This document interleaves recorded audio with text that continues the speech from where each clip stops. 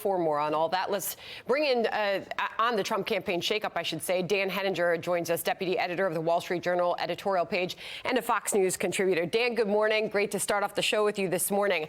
I really want to get to this piece by Karl Rove because he joined us yesterday and he said it would be coming out this morning, and here it is in the Wall Street Journal. 2020 gives new meaning to viral campaign. Social distancing will protect Biden from gaffes and raise the stakes of the debates. He talks about a completely new landscape for campaigning out there as the Trump campaign shakes things up. Will we see a shift in strategy? Well, I think we probably will see a shift in strategy for sure. I mean, the president, is got a 5 to 10 point gap to fill, at least showing up in the polls. And that cannot just come out of the Trump base. I mean, there was a theory out there for some time that Brad Parscale would be able to reach untapped members of the white blue-collar class out there that had not voted for Donald Trump in 2016 and put them across the finish line. But the polls show that they simply keep going south among independents and suburban women, to the point now where in the Wall Street Journal poll, he is down by 10 points. So I think Brad Parscale is just basically the fall guy here. It's inevitable in Mr. Trump's world when something like this happens, and Bill Stepien is going to step in there. But make no mistake, it will be the president himself who decides which direction to take his campaign.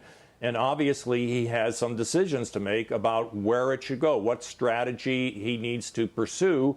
And Karl Rove is right. In a world of social distancing, simply doing the rallies is not going to work. They have to come up with an alternative to those big rallies.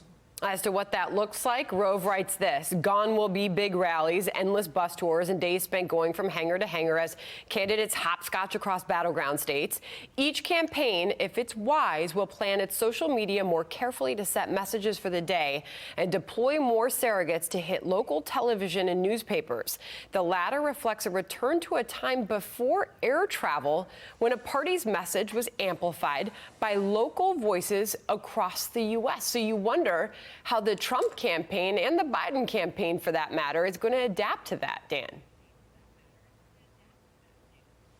Well, especially with Joe Biden. I mean, the question has been, can Joe Biden go out in public and walk and chew gum at the same time, as someone said about a former president? That remains to be seen. Joe Biden has his own challenges, Sandra, make no mistake about it. And we're going to find out whether Biden can go out there and sustain an articulate campaign. As the President Trump, this is a media-centric individual and president, and he's going to be front and center one way or another. He's not going to be having surrogates running this campaign for him to any great extent. And I do think that that Mount Rushmore speech that he gave just before the 4th of July should be seen as a template. It was a serious, substantive speech on a serious subject, American values, and there's no reason why Mr. Trump cannot do the same thing on the economy and the coronavirus, on opportunities for the middle class, on an economic agenda, even talking about democratic control of the inner cities and addressing himself directly to opportunities for minorities living in those inner cities. The president showed that he has the capability and ability to do that. And I think that's pretty much what a lot of these independents and suburbanites are looking for, a president who can articulate a serious and sober agenda for the next 4 years. Well, we are a world away from Election Day in the world of politics, but Biden's campaign put out a statement immediately reacting to the Trump campaign shakeup and the demotion of Brad Parscale, and says it's not going to work. Almost 140,000 Americans have lost their lives and millions more have lost their jobs because of Donald Trump's failed leadership. The Trump campaign's game of musical chairs won't fix this. We need a new president for that. Meanwhile, here's the Washington Post op-ed, Dan, on Biden's pitch, leaving Trump sputtering. Here's the words in that piece. If Trump wants to make the election about socialism versus capitalism, Biden wants to make it a very American choice between community and a radical kind of individualism that leaves many people stranded. Biden's model is not Karl Marx, but Franklin D. Roosevelt. Just for the sake of starting off a show here this morning, we'll put up the Quinnipiac national polling on Trump versus Biden, because here's where things stand, Dan. Joe Biden polling in that one, 52% to Donald Trump, 37%. Here's the NBC Wall Street Journal national poll. Joe Biden polling 51%, 11 points ahead of the president at 40% there. But to the news of continued violence in U.S. cities across America, Dan, I want to hear Stephen Miller on this and how the president plans to react. Listen.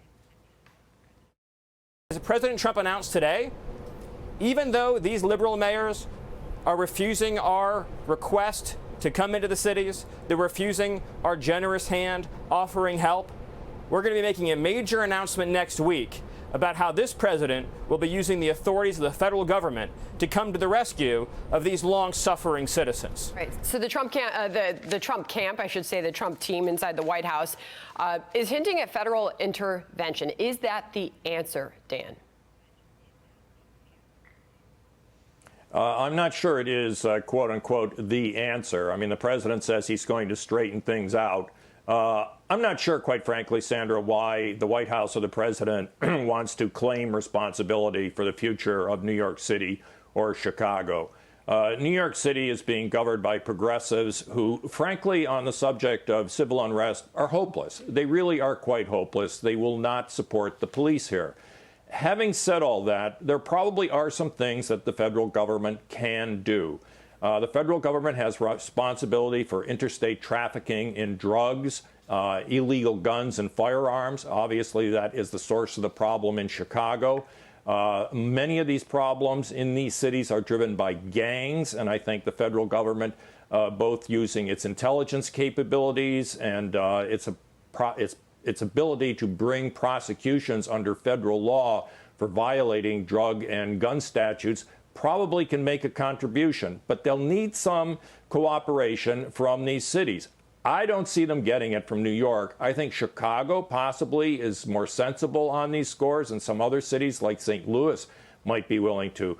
But New York is going to be very, very difficult. And if I were Donald Trump, I'd be reluctant to take New York as my responsibility. It is really kind of an extraordinarily difficult problem that is taking place up in New York with the mayoralty of Bill de Blasio right now. Especially after the latest string of violent attacks against our police here in New York City.